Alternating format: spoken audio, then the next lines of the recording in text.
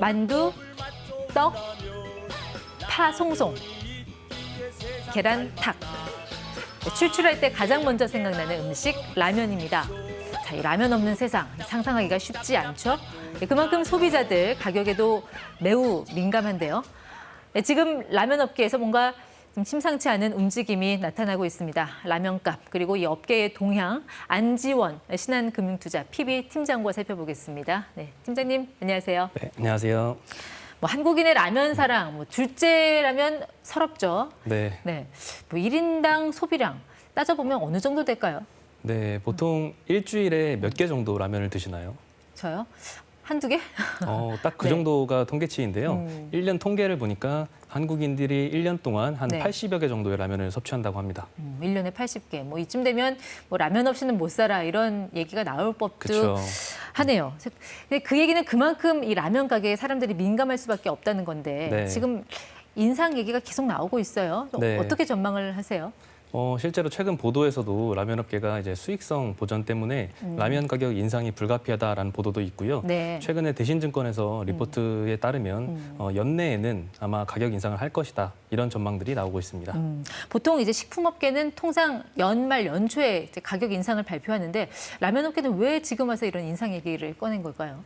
아무래도 원자재 가격이 많이 올라서 그런 것 같습니다. 네, 어느 정도 라면에서 올랐을까요? 제일 많이 네. 차지하는 원재료는 보시다시피 팜유와 소맥인데요. 팜유라고 하면은 그 야자수유 기름을 얘기하는 네, 거고 기름이고요. 소맥은 밀가루. 밀가루입니다. 네. 네, 5월 기준으로 전년 동기 대비해서 팜유 같은 경우에는 71%나 상승을 했고요. 네. 소맥은 27%나 상승을 했습니다. 이렇게 원자재 값이 올라서 그래서 라면 업체들 수익성이 나빠졌나요, 실제로? 네, 실제로 1분기 영업이익을 보시면은 대표 라면 기업인 네. 농심 같은 경우에는 1년 전에 비해서 55%나 영업이익이 반토막이 감소를 났네요. 했고요. 네. 삼양식품 마찬가지로 거의 반에 가까운 하락세를 보였고요. 오뚜기는 조금 방어를 했습니다. 마이너스 12% 정도의 영업이익을 기록했습니다. 오뚜기는 뭐 아무래도 종합식품회사라서 상대적으로 조금 타격이 덜했던 것 네, 같고요. 맞습니다. 뭐 네. 진라면도 있지만 뭐 오뚜기 밥 같은 제품도 많기 때문에 식품 업체들, 그러니까 특히 이제 라면 업체 같은 경우에는 사실 명분만으로 좀 가격을 올리기 좀 어려운 측면이 있잖아요. 아무래도 네. 이제 소비자 저항 이런 것 때문인지 계속 고민 중이라는 얘기만 하고 뭔가 좀 눈치를 보는 것 같아요. 네, 실제로 이제 라면의 판매 창구를 보면요. 편의점과 할인점의 비중이 굉장히 높습니다. 네. 그리고 주변에서 우리 서민들이 사실 분식집에만 가도 라면은 항상 있는 제품이잖아요. 자주 찾기도 하다 보니까 라면 가격이 올랐을 때 그만큼 체감하는 물가 상승은 굉장히 높게 다가올 수 있을 것 같습니다. 네. 그만큼 이제 소비자들이 느끼는 반발심도 좀 큰 것 같습니다. 그러니까 그렇게 여론만 생각하면은 사실 업체로서도 좀 쉽지 않은 결단을 내려야 할 것 같은데 가장 먼저 이 빅3 업체 중에 누가 총대를 맬 걸로 보세요? 아무래도 수익성이 가장 많이 타격을 받은 업체가 네. 먼저 가격을 올리고 싶어 하지 않을까라고 생각이 들고요. 네. 경쟁이 굉장히 치열한 업종이다 보니까 업계에서 1위를 하는 업종이 기업이 먼저 올릴 것으로 예상이 됩니다. 그러니까 농심이 먼저 올리고 그 뒤에 따라서 뭐 삼양과 오뚜기가 같이 올릴 거다라는 네. 말씀이시죠. 근데 오뚜기 같은 경우는 지난 2월이었나요? 그때 네. 가격 올린다고 했다가 이제 여론 살피면서 닷새 만에 자진 철회했잖아요. 네. 이번에는 뭐 성공할 걸로 보세요? 아무래도 사실 다른 업종을 보면요. 라면 이외에 뭐 철강, 조선, 화학 제품들 같은 경우에는 네. 전반적으로 가격 상승이 많이 일어났거든요. 마찬가지로 이번에도 이제 라면 가격도 원재료 가격 상승에 있어서 제품 가격이 오른다면 아무래도 네. 소비자들이 최근에 경기 상황을 보면은 전반적으로 제품 가격이 많이 올라가는 상황이기 때문에 네. 아무래도 예전보다는 조금 반감이 조금은 덜하지 않을까라는 게 업계의 생각입니다. 그렇기 때문에 뭐 울고 싶은 라면 업계가 뭐 뺨을 내밀고 있다 뭐 이렇게 분석을 하는 분들도 계시더라고요. 네, 네, 맞습니다. 근데 이 라면값 인상이 전반적인 서민 물가에 미치는 영향이 어느 정도가 될까요? 아무래도 가격이 워낙은 낮잖아요. 지금 라면이 네. 한 개당 가격이 한 800원대 정도인데요.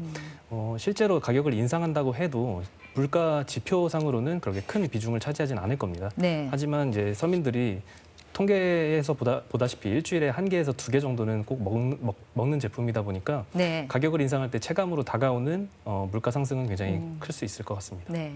그 라면값을 인상하려는 주된 이유가 이제 원자재값 상승이라고 말씀하셨는데 네, 맞습니다. 자, 원자재값은 어떤가요? 뭐 이달 들어서는 조금 주춤한 것 같기도 하고요. 네, 5월 들어서 아까 통계치에 보여드렸지만 6월 같은 경우에는 그 소맥 가격은 다소 안정세를 찾은 모양을 보입니다. 네.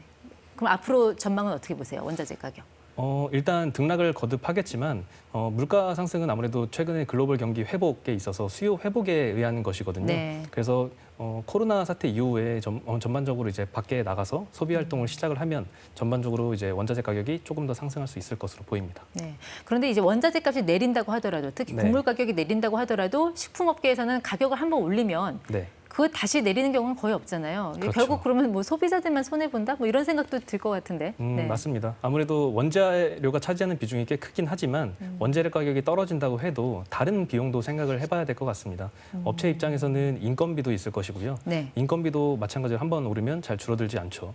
그리고 공장을 운영하는 데 들어가는 비용도 있을 것이고요. 네. 전반적인 비용을 고려했을 때 한 번 판가를 올린다면 다시 네. 떨어뜨리기는 쉽지 않은 것 같습니다. 판가, 판매 가격. 네, 판매 네. 가격입니다. 그럼 라면 값을 올리면 주가는 어떻게 될까요? 이제는 좀 투자자 관점에서 질문 드려볼게요. 네. 일단 대표 기업인 농심 같은 경우에는 2016년 이후로 라면 가격을 계속 못 올리고 있거든요. 네. 그만큼 주가도 계속 횡보세를 보였는데요.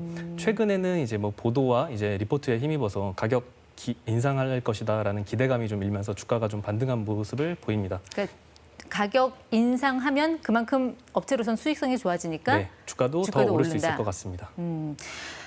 자, 그러면 2016년에 농심이 가격을 인상했다고 하셨는데 그때는 네. 오히려 매출이 감소했었거든요. 네. 그럼 뭐 마진이 좋아지는 게 아니잖아요. 네, 사실 2016년 말에 인상을 한번 했었고요. 17년도만 보면은 소폭 감소한 게 사실입니다. 네. 하지만 그 이후 수치를 보면은 19년도, 20년도 들어서 빠르게 매출액이 또 상승한 모습이 보이거든요. 네. 근데 올 1분기만 해도 식품업계 전반적으로 다 영업이익이 좋게 나왔고 실적도 좋았거든요. 네. 근데 왜 라면업계만 이렇게 고전을 했을까요? 아무래도 비교를 해드리자면 햇반 많은 분들이 찾으실 텐데요. 네. 햇반 가격은 실제로 100원 정도 가격 상승이 이루어졌거든요. 상반기에. 그래서 이 햇반을 만드는 CJ 제일제당 같은 경우에는 영업이익이 1분기에 전년 동기 대비 한 40%가량 상승을 했습니다. 네. 반면에 라면 같은 경우에는 제품 가격을 인상을 못하고 있습니다.